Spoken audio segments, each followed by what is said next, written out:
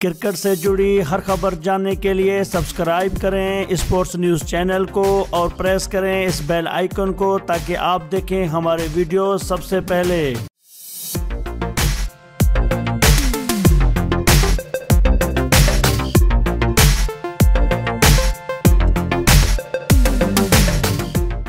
अस्सलाम वालेकुम नाजरीन कराम। नाजरीन, दुबई में जारी इंटरनेशनल क्रिकेट काउंसिल के इजलास में अहम फैसले मुतवक्के हैं। इनमें से एक भारत से चैंपियंस ट्रॉफी 2021 की मेजबानी छीनने का इम्कान है। आईसीसी ने वाजे कर दिया और इवेंट की मेजबानी भारत से छीनकर उस जैसे टाइम जोन वाले मुल्क को दी जा सकती है। रिपोर्ट के मुताबिक आईसीसी और भारतीय बोर्ड भारतीय हुकूमत की टैक्सेस स्कीम से मुतासिर हैं, जिसके बायस बहुत ज्यादा मुनाफा भारतीय हुकूमत की जेब में चला जाएगा।